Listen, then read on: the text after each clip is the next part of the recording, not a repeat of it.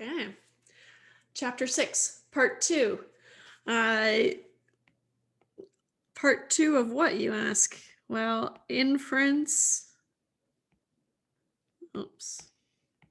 Inference for categorical data. Right? Just like 6.1. So now we're going to talk about two sample proportions and how we can compare two sample proportions using the Z distribution. So I kind of mentioned it before, but we can compare two sample proportions specifically to know if there's a significant difference between them, right? Is one less than the other, greater than the other, or is there a difference, right? So I don't mean exclusively a difference. I mean just in general, less than, greater than, not equal to, right? But how do they relate to each other? It is possible to test other things, but we're not going to cover that in this course. I'll mention it when we look at the null hypothesis later. But the idea is the same as for two sample means, right? But now we're comparing proportions of two samples. So now we've got two samples with categorical data and we want to compare those sample proportions. And so from the notes, I'm just grabbing from the sidebar here because I want to plow through that theory first. It's not something I'm going to test you on, but well, this at least. And then this is kind of a side note that we have to introduce before we can do anything else. Remember, just like for means, right, the formula gets a little bit bigger, right? I don't want to say harder. It's bigger. There are more variables in there, right? Because now we're dealing with two samples and each sample brings its own information. For a proportion, right, we have two successes, one for group 1 and one for group 2. We have two sample sizes, group 1 and group 2. And then we're able to calculate two sample proportions, for one for group 1 and one for group 2. And so now we have more information, right? In general, as the sample size increases, the sampling distribution of the difference in the proportions, the sample proportions, right, P1 hat minus P2 hat. Notice we just use those little subscripts to denote which group they're from, right? And just like before for two means, I want you to use question-specific subscripts. And if you just want to stick with 1 and 2, that's fine. But then you have to define group 1 and group 2 early on. So the difference in sample proportions, which is P1 hat minus P2 hat, becomes approximately normal as the sample sizes increase. Okay, so for large N1 and N2, notice that they both have to have large sample sizes, which, fair enough. So what we find here is that the difference, right? So now this is the distribution of P1 hat minus P2 hat. It still follows a normal distribution, so that's great. And here's the mean. The mean is the difference in the population proportions, which fine, right? The sample proportions should be reflective of the population, and so it should be centered on the population, the difference in population proportions.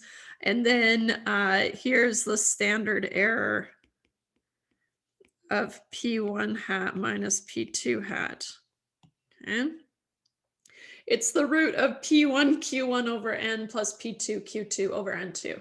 Sorry, I should have said N1, N2. That's enough theory, right? So that's why we're able to do what we're about to do. There's just one new thing that we need to introduce. So when doing a hypothesis test comparing two proportions, we're going to use the pooled proportion. What's nice is it simplifies things a little bit, right? Because we're not going to be able to have a hypothesized proportion anymore. So in its place for checking the assumptions, And also in our calculations, we're going to use p hat, which is the pooled proportion in this case. Okay, so this is going to be really important. And the pooled proportion is exactly what you think. You take both your samples and you combine the number of successes, and then your two sample sizes, you combine them, and then you find your overall number of successes and your overall sample size, and that's your pooled proportion. So often, just as a note, which I noticed was not in my notes, we often use X to denote, not to denote, yeah, maybe the number of successes. Right, so for example, X subscript 1 is the number of successes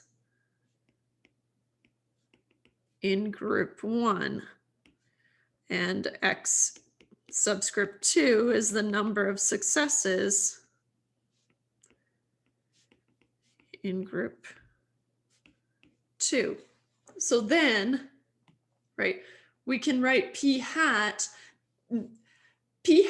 in the one sample scenario is just the sample proportion, right? So that can get confusing because now, as soon as we're in a two sample proportion scenario, p hat becomes something different. It becomes the pooled proportion.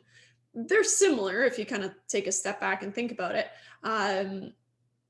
but they kind of come from different places. So you need to keep track of that, but that'll depend on the question. It doesn't change midway through the question. So if you have two samples, then p hat is the pooled proportion.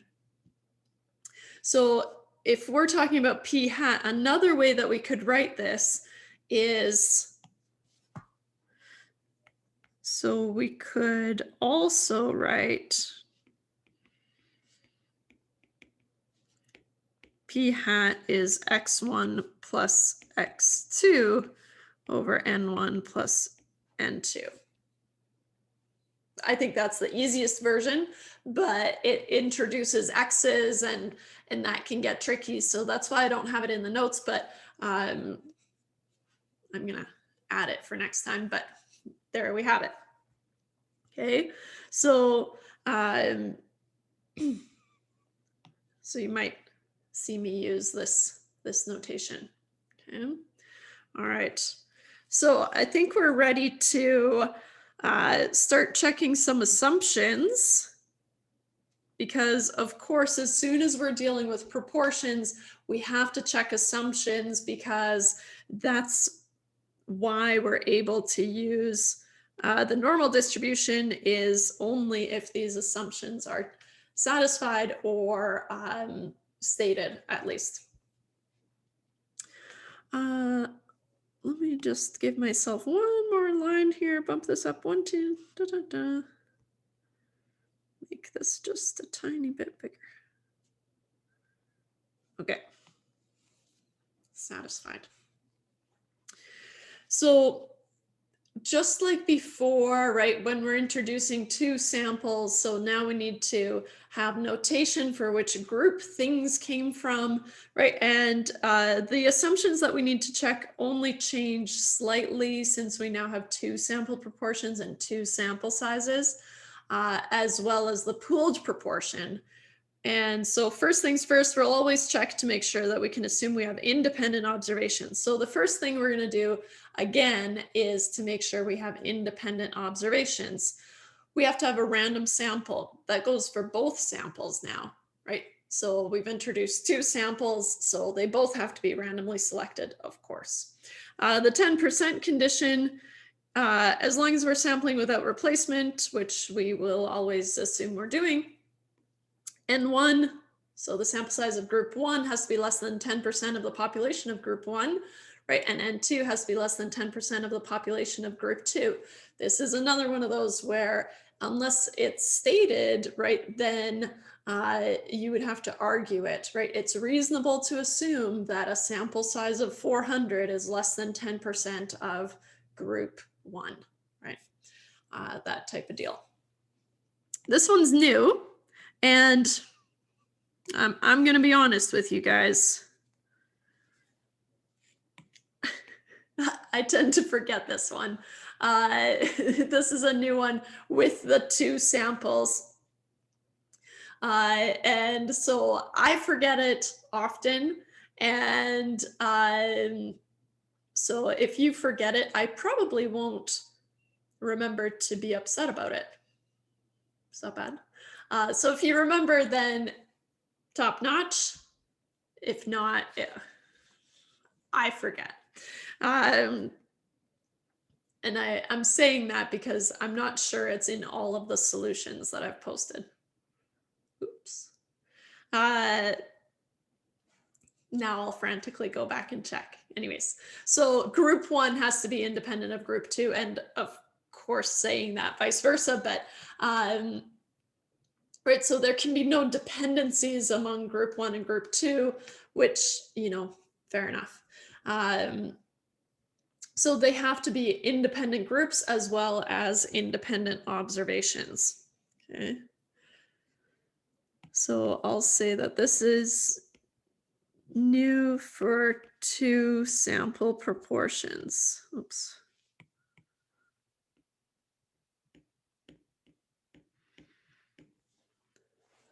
Okay, just as kind of a heads up. Otherwise, you're just doing everything twice from 1 sample, right? You have to have a random sample, the sample size has to be less than 10%, and now the 2 samples have to be independent of each other. So the next thing we have to check is for normality, right? And so here's where things get a little bit dicey. It doesn't change that much besides the 2 sample sizes. So then we need to check for normality, which will depend on whether we're doing a hypothesis test or a confidence interval. We're used to that from 1 sample proportion, right? So that's okay. For a hypothesis test, we still have to check that we have at least 10 expected successes and failures in each sample, but it's now calculated using the pooled proportion, whereas before, right, we were using the hypothesized proportion. Once we look at the null and alternative hypotheses, I'm holding back on showing you the formula sheet on purpose because I wanted to introduce all these things. Usually I start with the formula sheet and I walk you through it and then show you it's not so bad, and then we kind of talk about it again. But this time I decided to kind of hold back, introduce everything, and then show you that the formula sheet isn't so bad. Okay, so now we're using, we have to use the pooled proportion, right? And like I said, like I started saying, once I show you the null hypothesis, you'll see why we have to have something else to check against, right?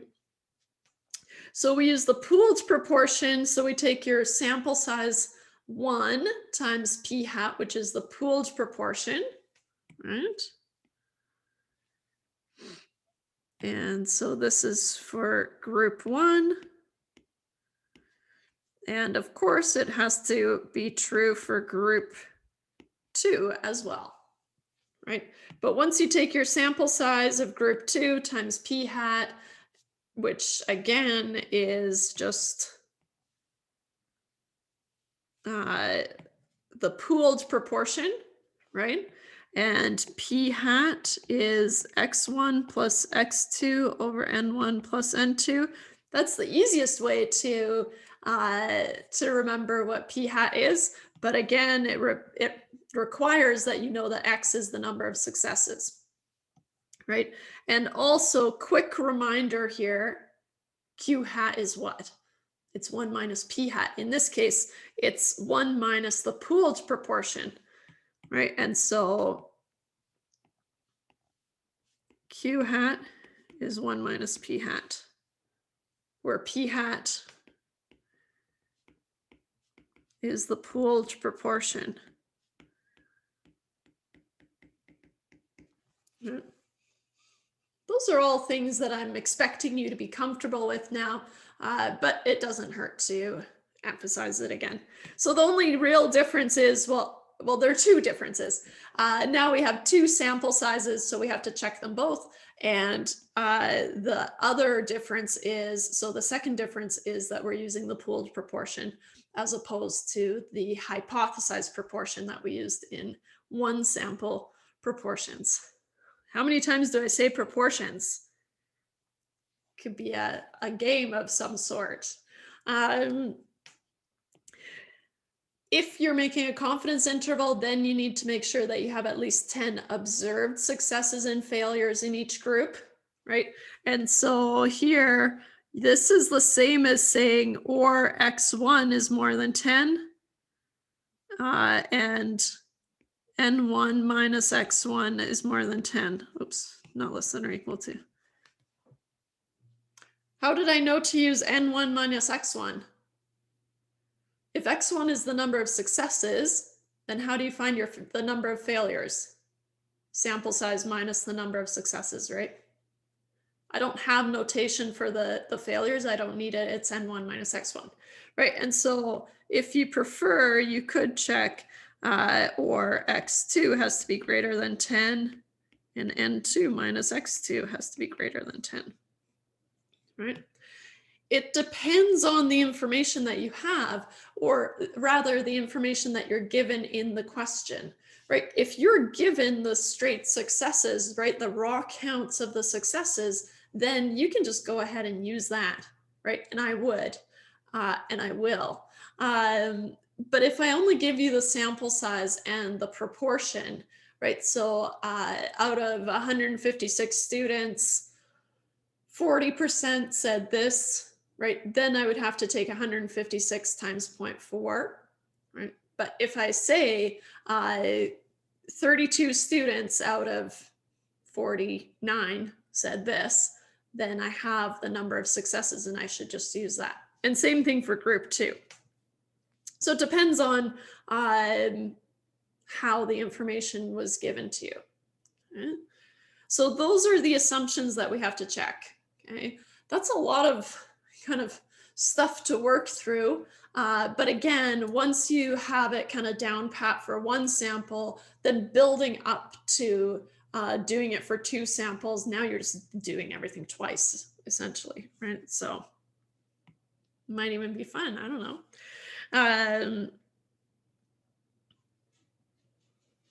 All right, maybe not. Okay. Just tedious though, not hard. I wonder if I can squeeze it in here. Looks like I cannot. Okay, let me just, give me a second to clean this up here. Okay, so we'll start talking about, oh, and I should, I guess, warn you guys that I'm taking a slightly different approach because at this point, I'm feeling confident in your abilities to tackle a hypothesis testing question and a confidence interval question. And because this is our last inference section, right, where we do hypothesis testing and confidence intervals, I'm kind of letting you fly on your own. So I didn't type up the solutions. And yes, it's because I didn't have them typed up and I didn't feel like doing it. But I also think it's really good to for us to kind of work through them and write them out for once, especially because I really, really want you to try to tackle this one on your own. I imagine how good you'll feel if you really nail it when we go through it. So just that would be worth it, right? So I'm kind of slowly letting go of your hand and letting you try it on your own. I'm not very good at doing that, as you can tell. Okay, so I want to always be there and hold your hand. But anyways, here we go. So the idea for testing two sample proportions is the exact same as, well, definitely the same idea as testing two means, right? The difference in two means. Um, but just slightly different because now we have proportions, but everything else, stays the same. Our hypotheses are going to be, and maybe I'll bump this over slightly here so I can write over here. So our null and alternative hypotheses are going to be P1 equals P2, right?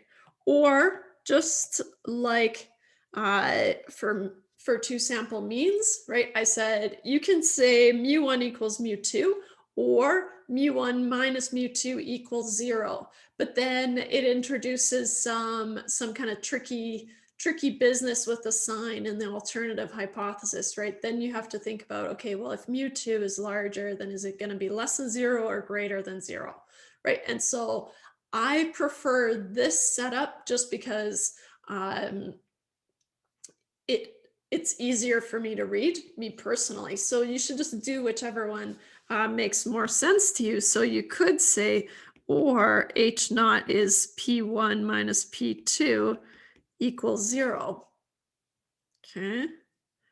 And then HA would be P1 minus P2 is not equal to 0.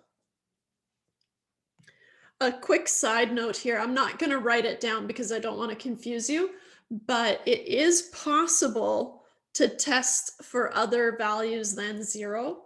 So if you're interested in a specific difference, not just a 0 difference, right? 0.1, for example, 0.2, 0.25, whatever. You can do that, but we're not going to cover it in this course. It is covered in the textbook, so if you're interested, you can go find it there. But it's pretty rare that we would want to do that. Usually we're just interested in 0. So I'm going to just keep it simple and stick to 0 here. Nothing crazy. And for that reason, I prefer this here because I'm not going to be dealing with anything other than 0. Okay. Notice here, if our null hypothesis is that P1 equals P2, if we think back to our assumptions, if we were trying to match it to the one sample proportion situation where we took the sample size times the hypothesized proportion, when we're trying to find the hypothesized proportion here, there kind of isn't one, right? We've got a hypothesized difference of 0, but taking your sample size times 0, it doesn't really do anything, and it's never going to be greater than 10. So then we're in trouble, right? And so that's why we have to use the pooled proportion, is to kind of get away from trying to use this hypothesized value. There's nothing here that we could use to represent a hypothesized proportion. So for that reason, that's why we switch to the pooled proportion. So stating the hypotheses at this point, breezy, right? Do the test.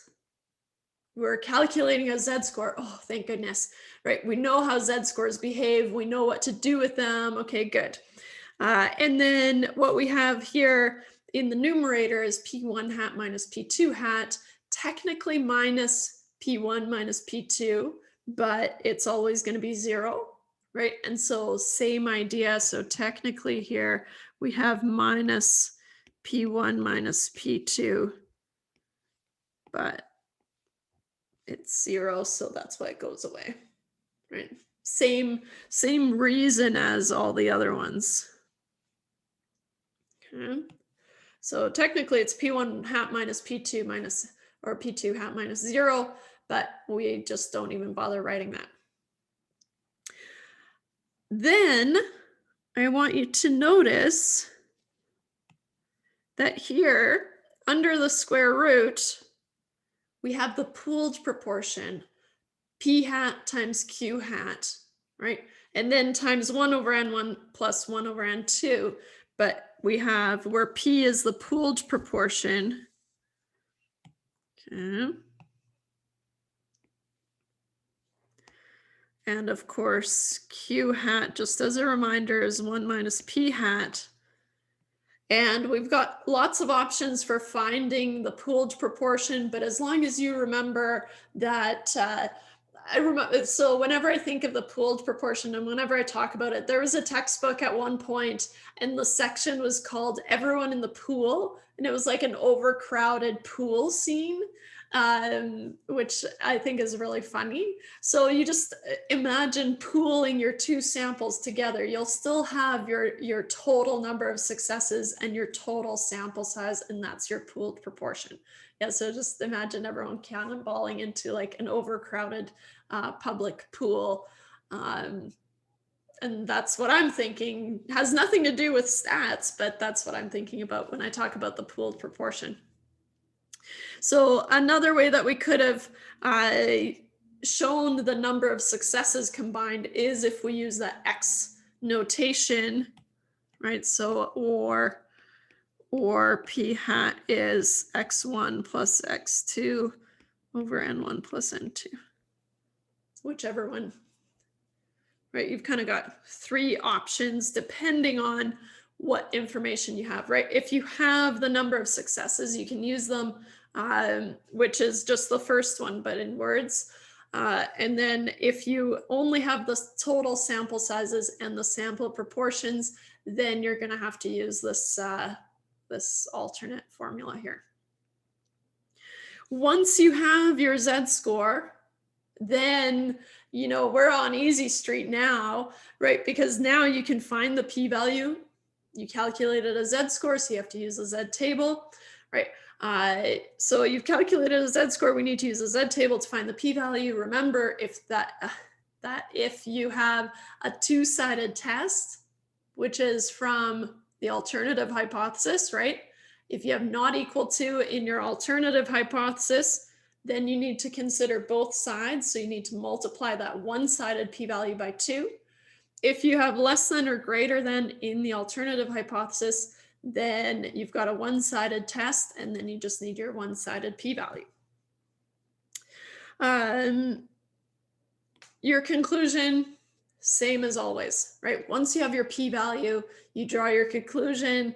If the p-value is less than the alpha level, you have enough evidence to reject H naught, and then you have to tell me, what does that mean in terms of the question? We can calculate a confidence interval for two sample proportions. It's actually for the difference in two sample proportions, right? Because we're taking P1 hat minus P2 hat. It does not require the pooled proportion. So just like the one sample proportion calculations, they were using slightly different values, whereas for means, we were used to being able to transfer information from the t-test to the confidence interval and use it again, whereas for proportions, we can't do that anymore. They're slightly different. So what's nice, though, is if you're only doing a confidence interval, then you do not need to find the pooled proportion. You can just find it using the sample proportions. So that's really nice. That's kind of a time saver, right? And so you need P1 hat minus P2 hat. Okay? Z star is the same as all the other Z stars. P1 hat, hey, looks familiar. Q1 hat, well, that's 1 minus P1 hat. Okay, over N1, fine, fair enough. And then P2 hat, okay, we already had that. 1 minus P2 hat is Q2 hat, right? Okay, we already have that. And then N2, again, of course, we have that as well. So that's really all that we need. So that's really very little information that you need to make a confidence interval to look at the difference in two proportions. So that's all the theory that we have. So let's now take a look at our formula sheet, and hopefully it doesn't look so bad now that we've introduced everything. Let me just bump this down for a sec here. Okay, so the hypothesis test is for P1 minus P2. So we're hypothesizing about the difference in the two sample proportions, or sorry, in the two population proportions. So P1 minus P, or P1, yeah, P1 minus P2, or rather equals 0, or P1 equals P2. That's how I'm going to set up my hypotheses. But we should use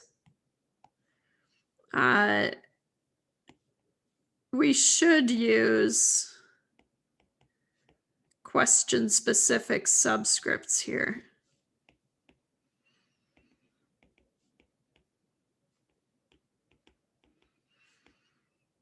Right, just like we did for two sample means. Z, again, oh, I had managed to draw a line over part of the formula. That's not very clever, is it? So exact same as we just saw, right? It uses the pooled proportion and it defines the pooled proportion. And I'm going to add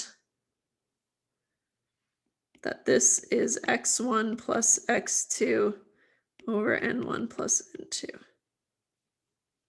Okay. Or if you have the sample proportions and the total sample sizes, then you'd have to do a little bit of calculation here to find the pooled proportion. So here, right, what I want you to notice is that these two are different. Notice that these calculations are different. I only highlight that because for means, at least for myself, I get so used to being able to reuse values that I've calculated, right? Especially for two sample means. If I've calculated that huge square root, I don't want to do that again, so I'll just reuse the value. But don't do that in this case, right? Because here p hat is the pooled proportion, where p hat is this. Oh, arrows all over the place. Pull it all apart. Right, and so those are just some heads up that I wanted to give you about the two sample proportions. Okay. So along the same lines of, I don't know, all I can think of is sink or swim, but kind of letting you fly on your own. I have just one big example for us to go through where we're going to do a hypothesis test and a confidence interval. And then it's going to be up to you to really practice more problems on your own. But this will get you well on your way. Okay. So as before, let's read through the question together, and then I'll give you the opportunity to pause it, and then we'll be back here to go through it. A surprising number of young adults, maybe not so surprising, ages 19 to 25 still live in their parents' home. A random sample by the National Institute of Health included 22,000. I've been doing that a lot today. 2,253 men and 2,629 women in this age group. The survey found that 986 of the men and 923 of the women lived with their parents. Okay, so here, right, first things first, imagine this question was just among a bunch of different questions, right? Imagine you're writing the final exam and you read this question, and the first thing that you have to do is figure out what type of question is this, right? You can kind of quickly pick up on that there are two samples, right? There's the men and the women, okay? So you know it's a two sample problem. But then in order for it to be a two sample means problem, you would have to have two sample means, right? A mean for each group, a standard deviation for each group, and a sample size for each group. Here we only have a sample size for each group. And so for that reason, right, we have the number of successes out of the total sample size. And so for that reason, it's a two sample proportions question. Okay. And so let's just go through. Well, actually, I'm not going to hold your hand. Maybe I will. I don't know. I can't help it.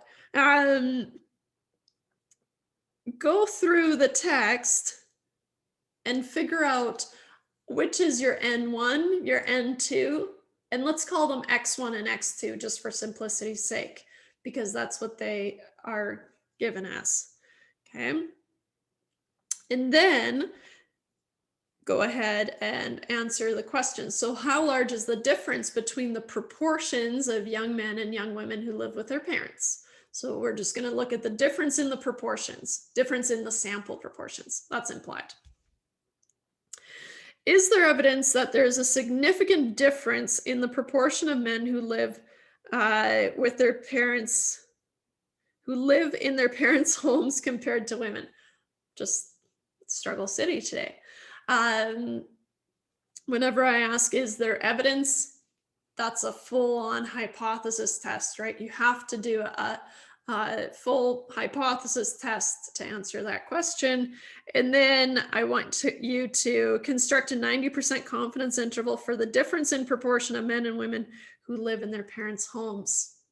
And then, of course, don't forget to check your assumptions, right? So I'll give you a chance to pause it here, and then we'll meet back here and work through it together.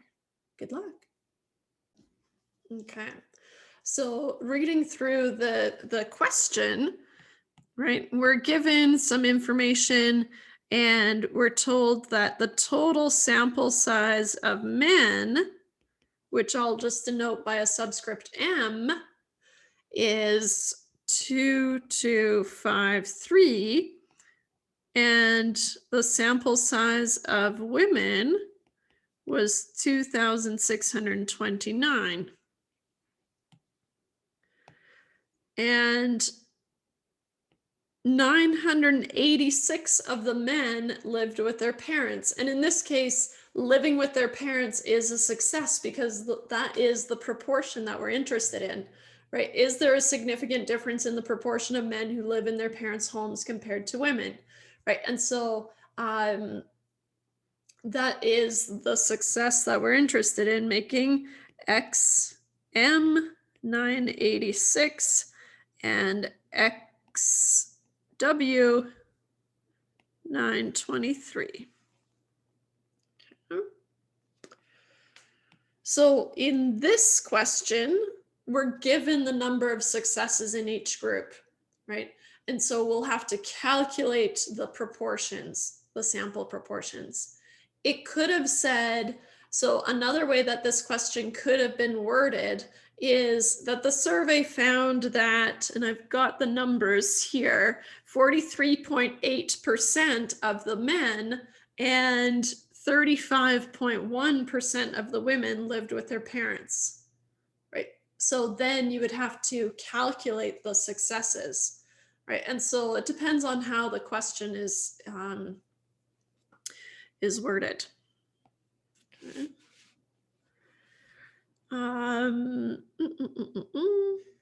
So the first thing we have to find is, well, you know what, before I go any further, because I'm so scared that I'm going to forget, I'm going to define my group 1 and group 2, just because I don't want to say group 1 and group 2 without having defined them.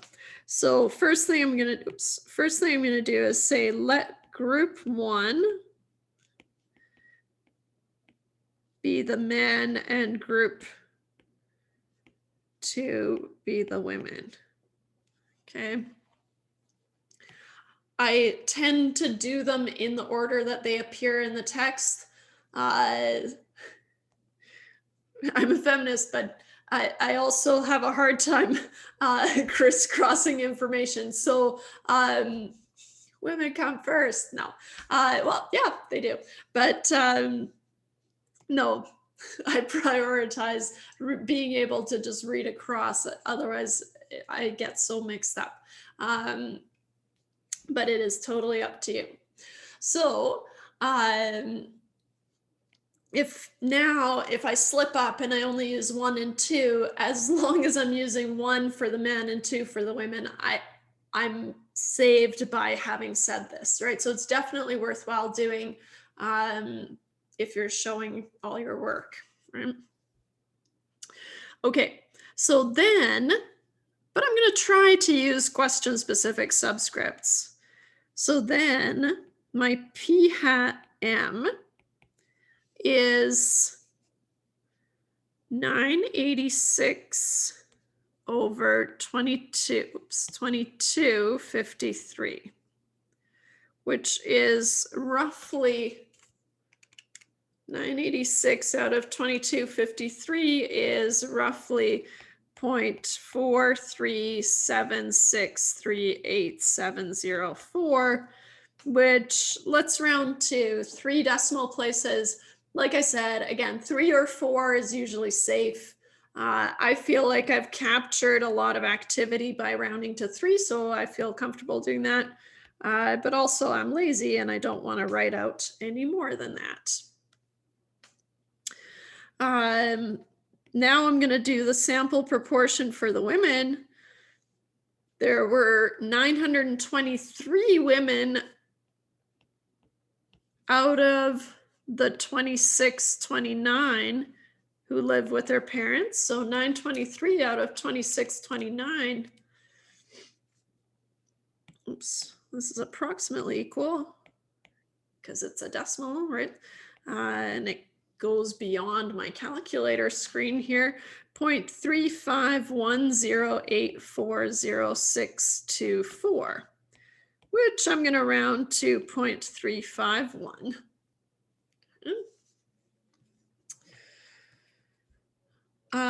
Just as a quick side note,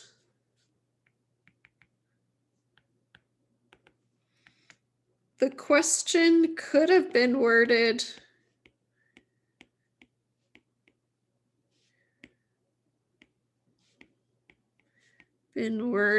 as, it was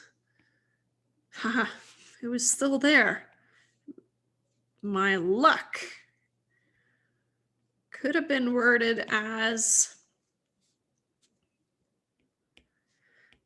43.8% of the men and 35.1%.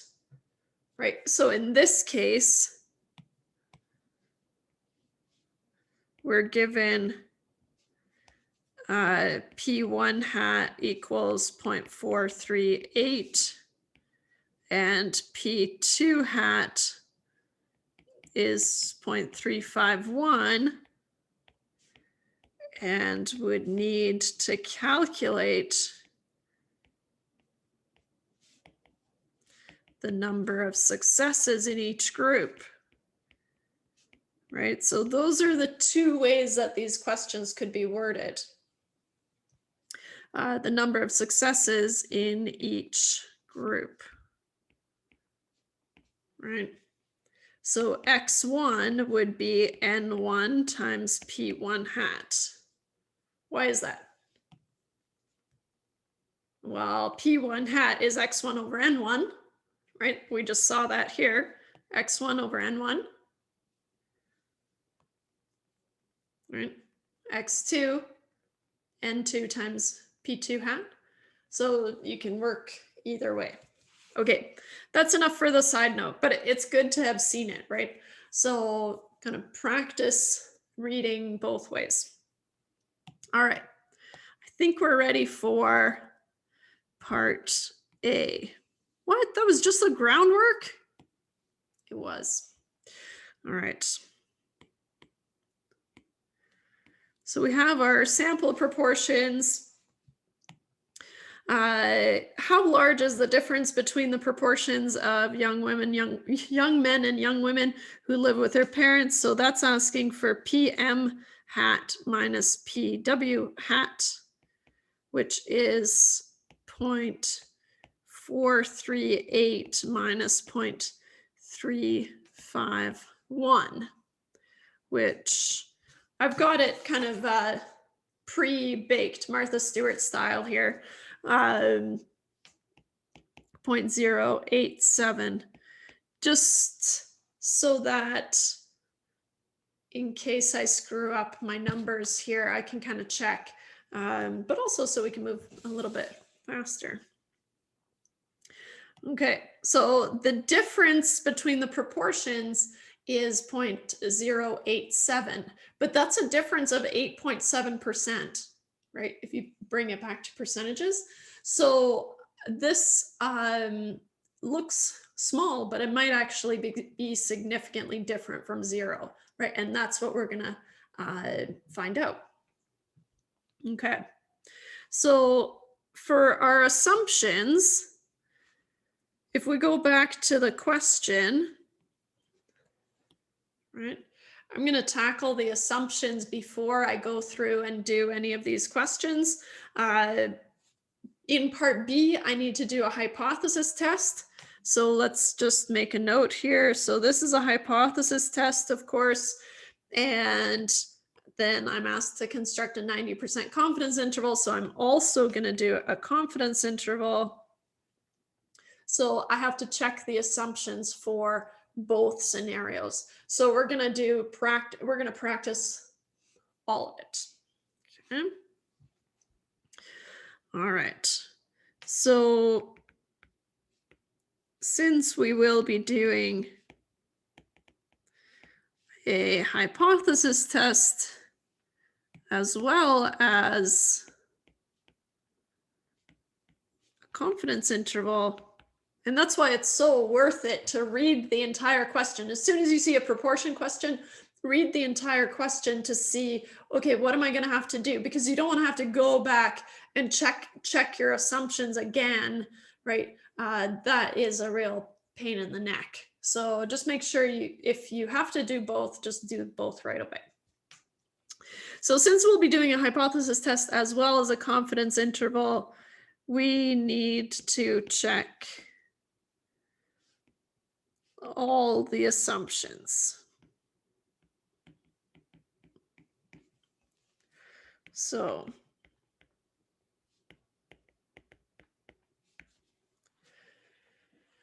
first thing we have to do is we need to check independence.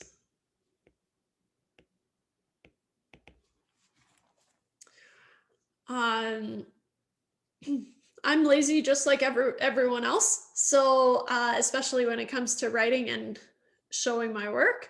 But whatever I do right here, there's really not going to be much that's optional, right? So even though it might look like it's overkill, it is what I want to see and expect to see. Okay. So in terms of independence, first thing I have to check is, do I have a random sample?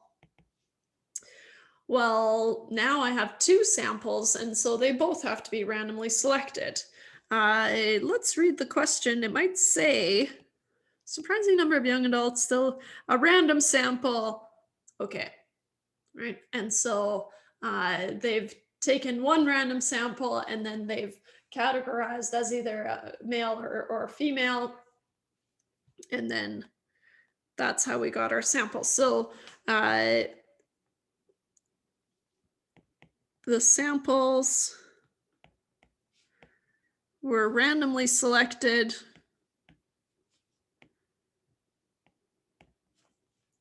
stated in the question.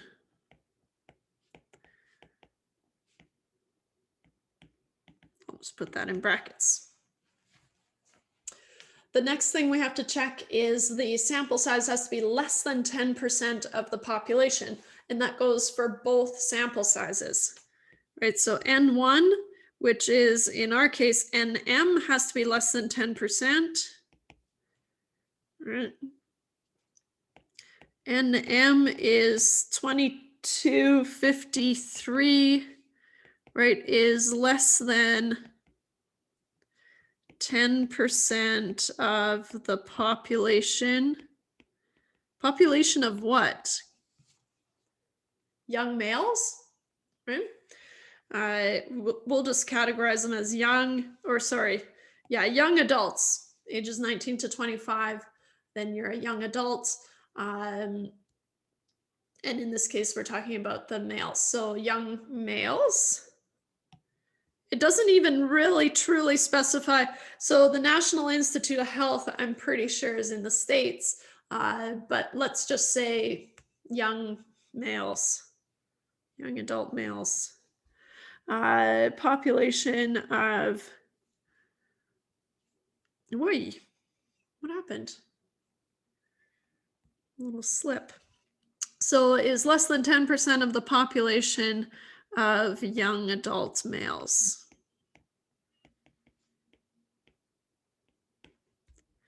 And same thing, we have to check it for the women as well. And W is 2629, which is also less than 10% of the population of young adult women.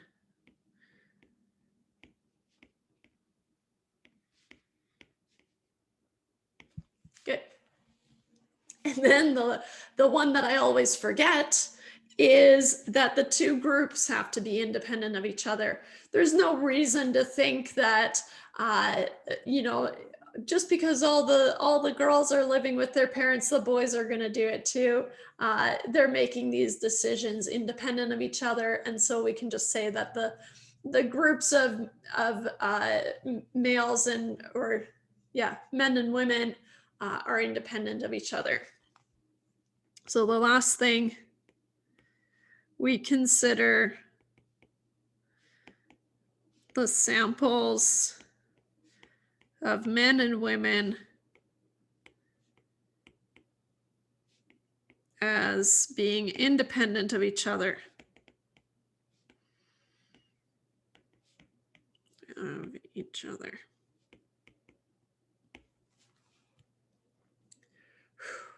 Like I said, I always forget that one, and if you do, I'll probably forget to take marks off because I never remember it. All right, so that's the first thing that we have to check, right? What's the second thing we have to check? We have to check normality. And the normality condition depends on if we're doing a hypothesis test or a confidence interval. Lucky for us, we're doing both, so we may as well check both. So the next thing, oops, is normality.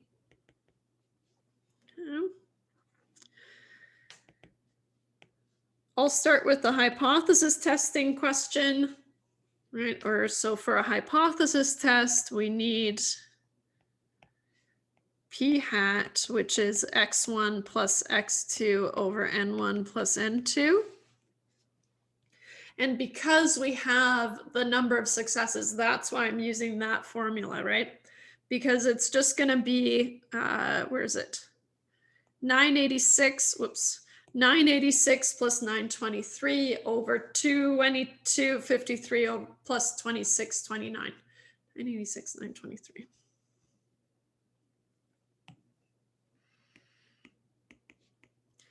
(986) plus 923 over 2253 plus 2629. Let me just make sure I got those. Okay, good. So then our pooled proportion, and let me just clarify here that this is the pooled proportion.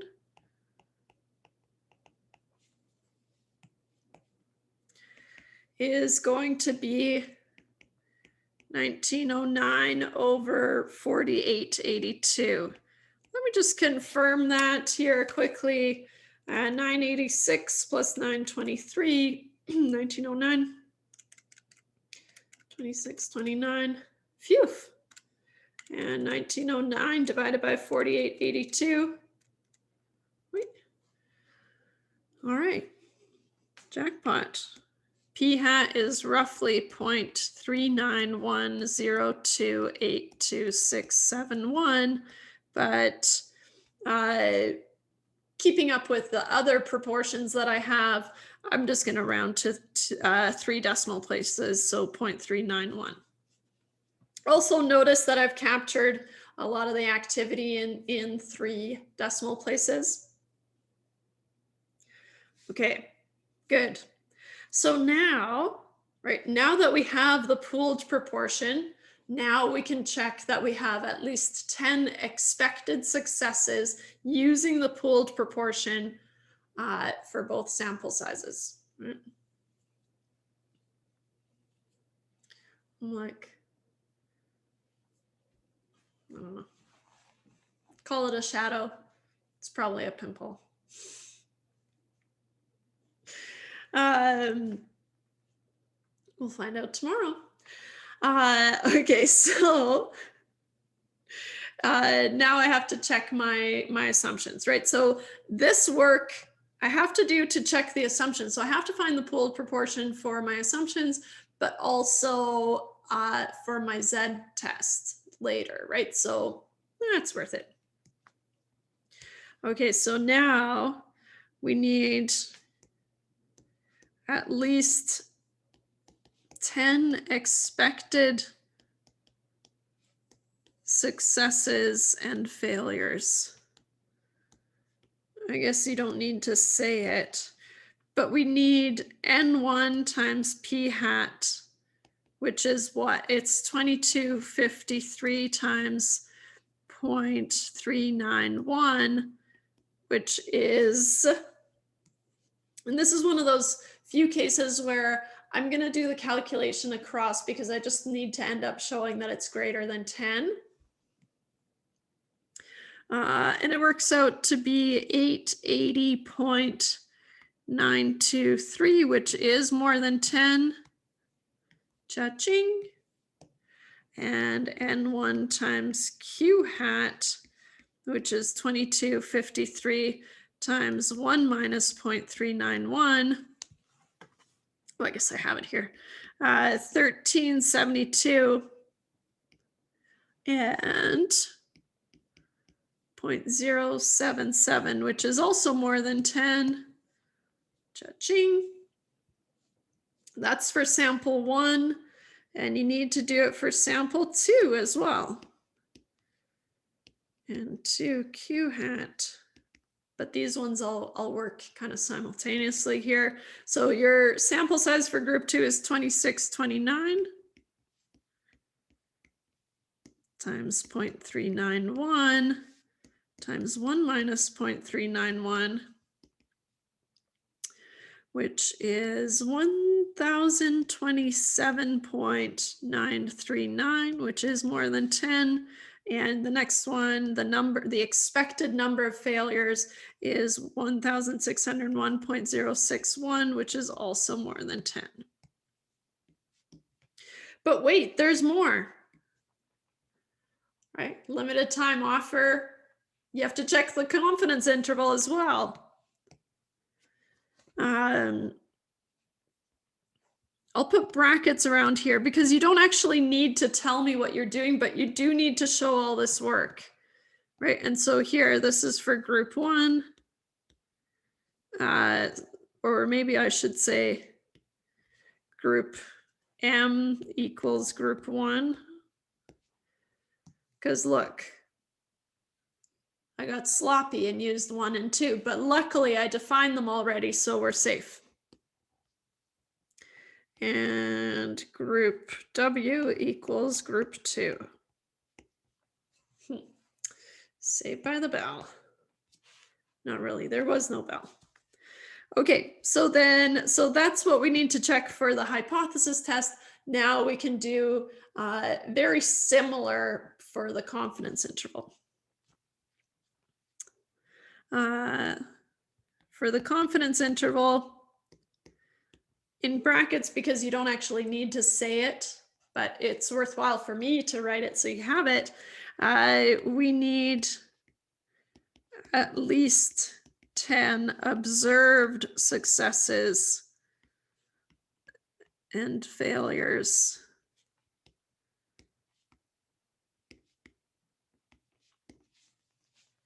which is really just xm has to, which is 986, which is more than 10, and nm minus xm, which is 1267, which is also more than 10. Here, I'm trying to use my subscripts, my proper subscripts. XW is the number of successes for the women, it's 923, which is more than 10, and NW minus XW is the number of failures, so 1706, which is also more than 10. So of course, they'll always check out. We just need to do them. Okay, so again, oops. Right, group 1 and group 2. Make sure you check both groups, right? Make sure to check both samples, right? Pretty common. People think, oh, that's got to be enough work. It's so much work. It's not really. Well, it's a lot of work, but it's not hard, right? So, okay, maybe it's a lot of work. Just need practice. Okay, so what we can say, okay, so all of this is checked out, or if needed, right, we've said that, hey, these are just things we're assuming. Okay, so therefore, all assumptions for inference are satisfied.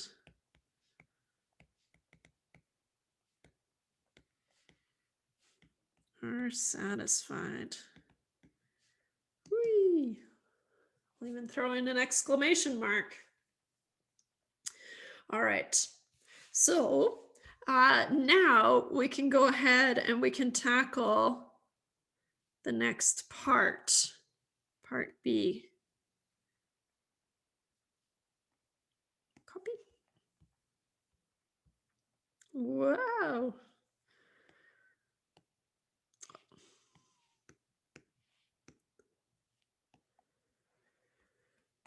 Is there evidence that there's a significant difference in the proportion of men and women who live in their parents' homes?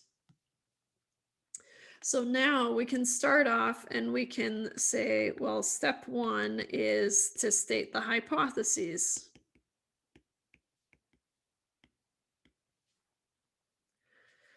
My null hypothesis is that PM equals PW, right? Or if you prefer, PM minus PW equals 0. But I'm actually just going to leave it here so it doesn't get too bogged down. But I did make that note earlier, so. And you're welcome to use it, but I will not.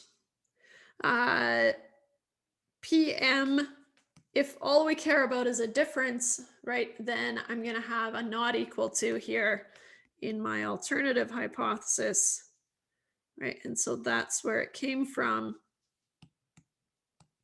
In case that's still a mystery, right? And because of the not equal to, I'm going to make a note here that this is a two-sided test. I don't need that until step 3 when I have to find the p-value. But because I'm going to be calculating a z-score, it's going to be really important that I remember that I have a two-sided test, so I multiply it by 2 to make it happen on the other end as well. Okay, good. Step 2, do the test. In this case, it's calculating a z-score, and z is p1 hat minus p2 hat. Let's see if I can remember the formula. Divided by the square root of p hat q hat times 1 over n1 plus 1 over n2. Now, let's see here.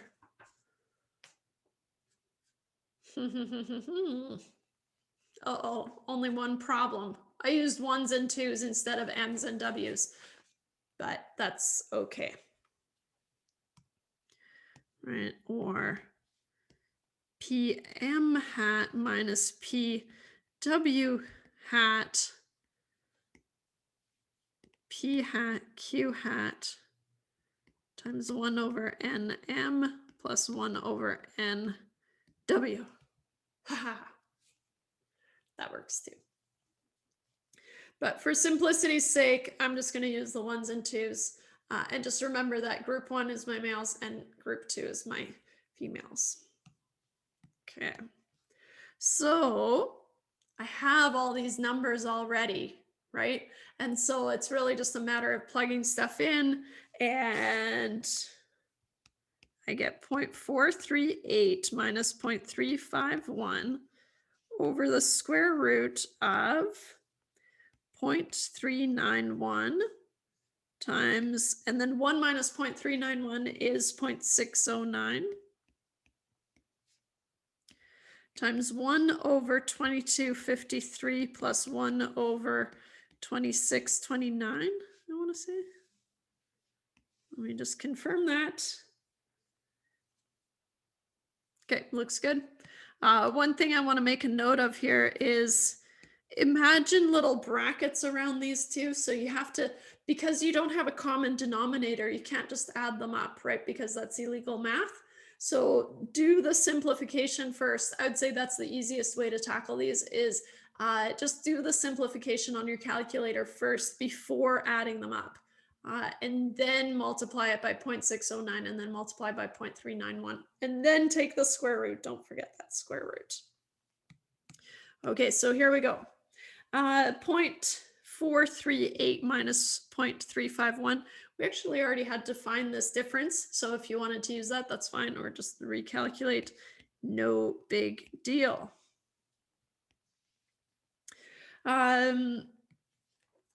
Doing this math on your calculator, it's a little bit tedious to show every step.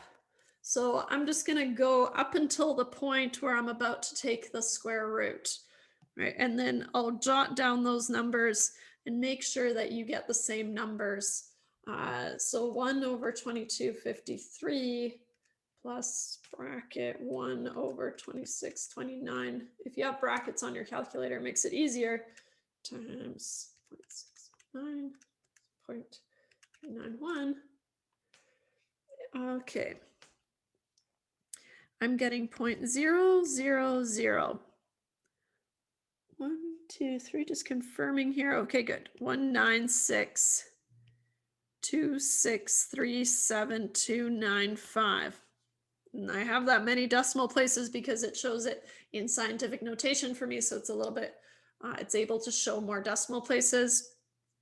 But once you take the square root of that, you should end up with 0.087 divided by 0.01400941574. Okay. And then 0.087 divided by that puts me at what? 6.21010908.6, which to 2 decimal places, right? Because Z has 2 decimal places, 6.21. So Z is roughly 6.21. Oh, think back, think. What did we have to do when, because 6.21, our Z table, maybe you've already tried it, it maxes out at 3.49, but Z, we know Z keeps going till infinity, right? So what does that mean in terms of our p-value? So step 3, find the p-value.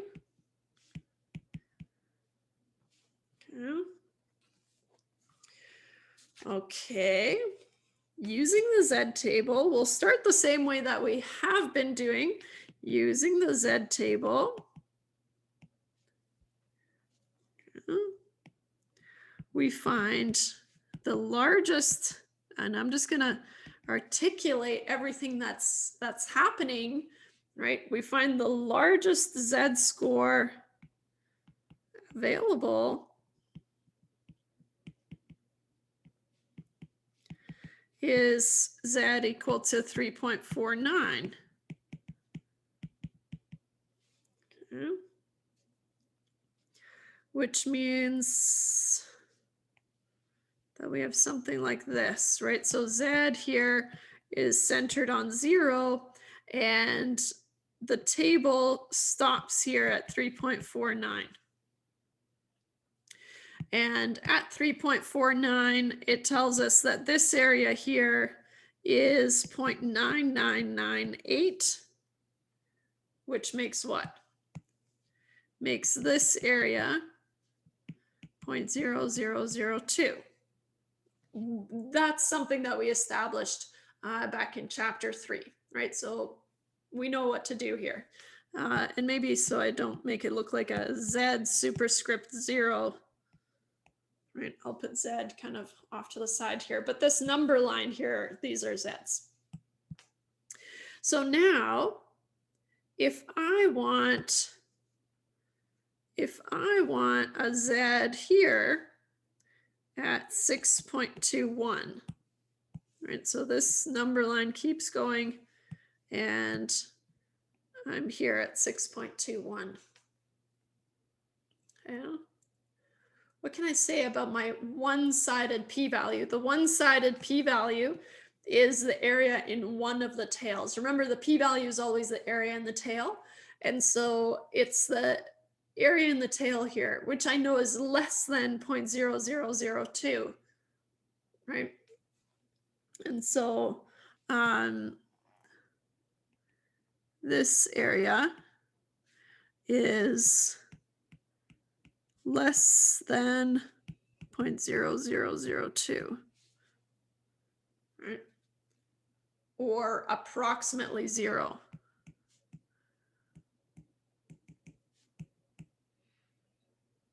You have to say approximately, right? And I really harped on that back in chapter 3. So you have to say approximately, because that tail never closes, right? So there's always some area. It's just very, very, very small. Okay. Okay. So since the one-sided p-value, and maybe I'll do, I guess I didn't really finish this sentence. Classic. Using the Z table, we find the largest Z score available is 3.49.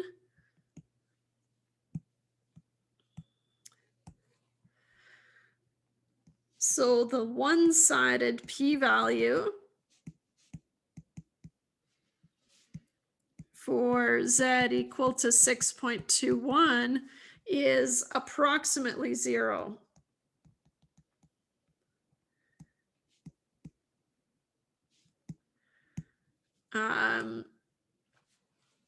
And maybe I'll end the sentence there. We still have to go through the motions, right? We need a two-sided p-value because back in the alternative hypothesis, right, we decided that we have a two-sided test. We care about both directions. So I still need to find that two-sided p-value. The thing is, if I have approximately 0, so something really, really tiny, and then I multiply it by 2, it's still going to be super, super tiny. Even if you took this 0.0002 and you multiplied it by 2, that's still going to be really, really, really small, right? And so it's going to be way smaller than that. And so since I'll put it in quotes here, approximately 0 times 2 is still approximately 0. Our two-sided p-value is approximately 0, but you have to show that. I'm trying to keep it on the same page here. There. So you still have to go through the motions and argue why it is approximately zero. But you can do that. And that's why I like this question, because it really brings home, okay, two-sided p-values, you have to multiply by 2, even if you're off the table. All right. So if our p-value, our two-sided p-value is approximately 0, then it's definitely less than our alpha level. And there wasn't one given, so we're going to assume it's 0.05, right? So step 4 is our conclusion. And I'm scrunching them together because I have a page break here. So once I save it, it'll look normal. But for now, it's looking a little scrunched. So our conclusion, since our two-sided p-value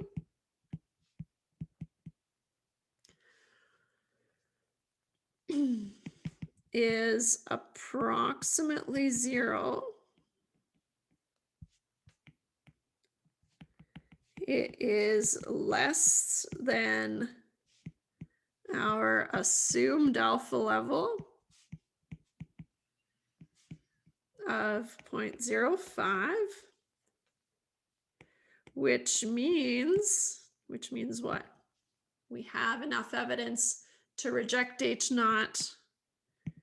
We have enough evidence to reject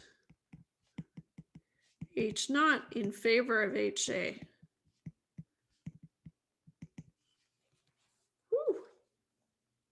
Let's go through and break it down, right? Because first thing we had to do was compare our p-value to our alpha level.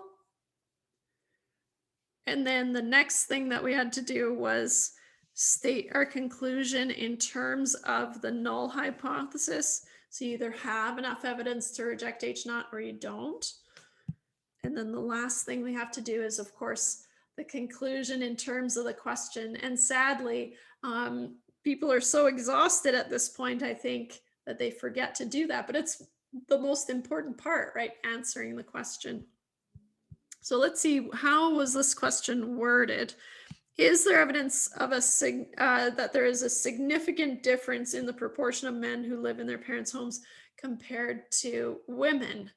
There is evidence. So I would probably just reword the question as an answer, right? Therefore, there is evidence that there is a significant difference in the proportion of men who live in their parents' homes compared to women.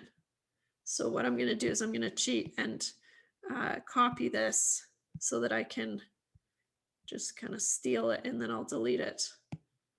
How's that for cheating? Hey, what the?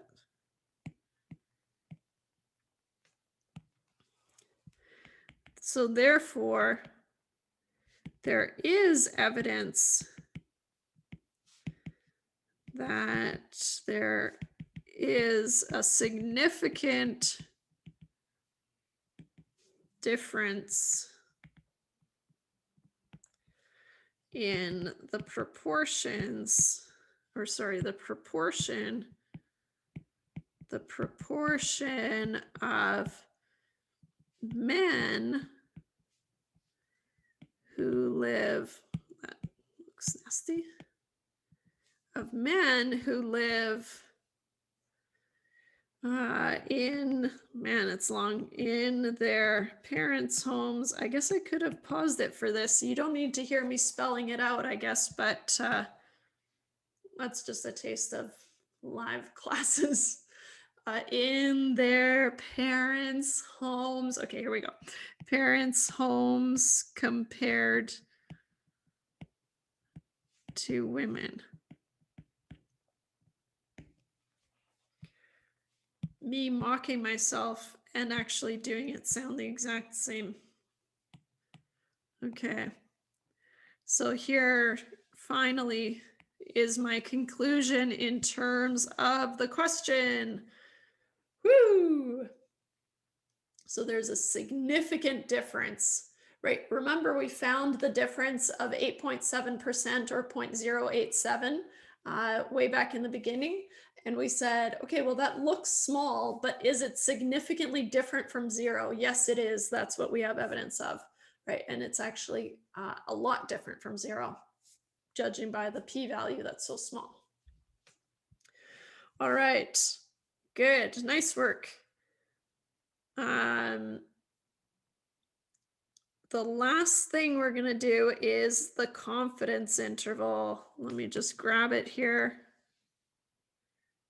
But I do find that most people enjoy confidence intervals more than hypothesis testing. So I like to end on a high note. So we need to construct a 90% confidence interval for the difference in proportion of men and women who live in their parents' homes. Okay. So what do we need to do? Well,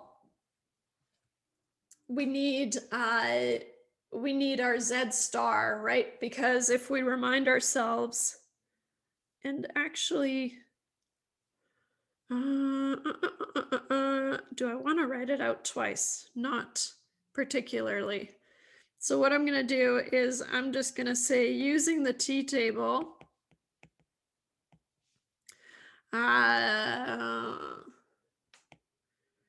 we find Z star is 1.645 for a 90% confidence level. For a 90% confidence level. And just in case, I may as well show you, but I am assuming that you're comfortable with finding Z stars now. So 90% here, Z star 1.645. Right. So Z star is 1.645. 90 and 95% confidence intervals. It's easier if you just commit them to memory, 1.645 and 1.96, but you don't have to. So using the t-table, we find Z star is 1.645 for a 90% confidence level. And now we can go ahead and construct our interval, which is P. All right. I'm going to try to stick with the proper subscripts. If you just end up using 1s and 2s, that's fine. As long as you've defined 1 and 2. PM hat minus PW hat. This looks like a tilde. Let me just change that. Plus minus, and notice that we treat this difference. This is the estimate of the difference, and so you treat it as one thing, and that's going to be that 0.087 that we found earlier, right? Times Z star times, and here we go. Here's where I might muck it up. PM hat QM hat over NM plus PW hat QW hat over NW. Ha, I think I did it. Let me just confirm here. Oh, it's so tiny. Because I was feeling cheap and I printed 4 pages on 1. So it's super tiny. But I think I nailed it. I did. Okay. Feeling good. We have PM hat was what, 0.438, and maybe I'll say over here, recall PM hat was 0.438 and PW hat was 0.351. Nice. Okay. So we have 0.438 minus 0.351 plus minus Z star. Whoops, I can replace that Z star with 1.645 times the root. Okay, here we go. 0.438 times 1 minus 0.438, which I have here is 0.562, over nm, which is 2253, plus 0.351 times 1 minus 0.351 is 0.649, divided by 2629. We did it, guys. Yeah. Okay. I'm not going to do this calculation with you, quote unquote, watch. Well, you are watching me. I don't know why I wanted to quote that. So I'm just going to steal it from my sheet here, right? But the difference is 0.087 plus minus 1.645 times, and this is after the square root. So be really careful, right? Do simplify the numerator and then divide by the sample size, and then do the other one individually if you're not comfortable handling your calculator, right? And recalling previous values, for example, and then add them together and then take the square root. And you should end up with 0.013996625553, which puts us at 0.087 plus minus 0.023024449, which is 0.087 plus minus, I'm going to round to 0.023 to 3 decimal places again. Remember how to write your confidence interval is 0.064 up to 0.110. Right? You have to write your lower and then up to your upper bound.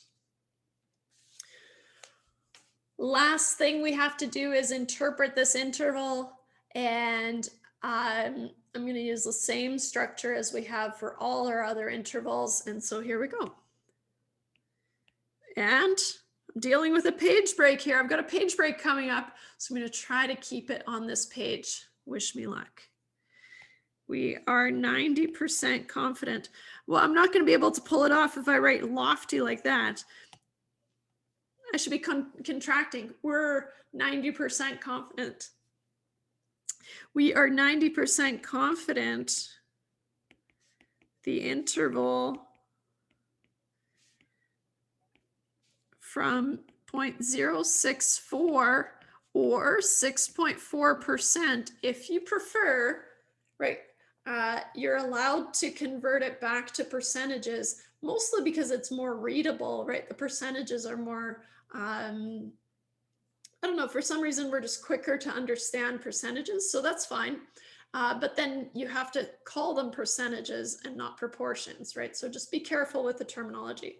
But we're 90% confident the interval from 0.064 or 6.4% to 0.110 or 11.0% captures the true proportion or percentage, right?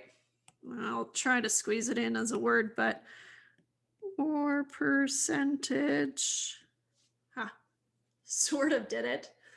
And then I want to just reword the question as an answer.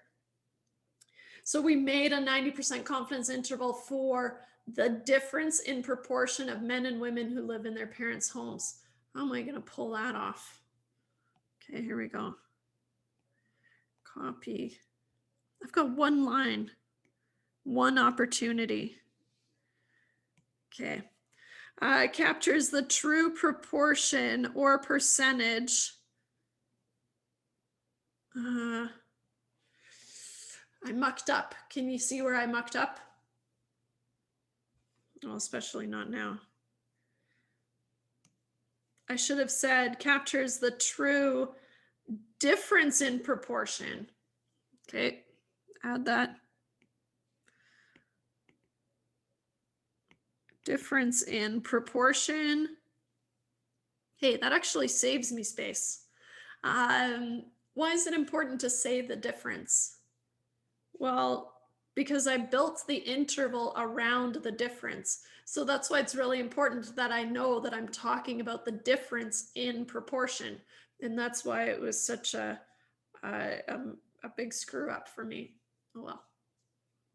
I just got excited that it was almost, we were almost done with chapter 6 here. Okay, so captures the true. So here, notice we were asked to make an interval for the difference in proportion of men and women who live in their parents' homes. So then captures the true difference in proportion or percentage, if you've been talking about percentages, right? Of men and women. And you know what? I'm going to add of young men and women. That's not important, but I do. But it feels unfair to generalize to the general public here. Of young men and women who live in their parents' homes. We did it, guys. I kept it all on one page. All right. Oh, and also we finished chapter 6. So really nice work. Covered a lot of ground, right? But that's it for official hypothesis testing and confidence intervals. I will show you what you can do in terms of regression, but chapter 7 is our last chapter, and it's a really fun chapter. It's my favorite to end on because it's so kind of uplifting after hypothesis testing and confidence intervals and assumptions. Oh my. So I will see you there.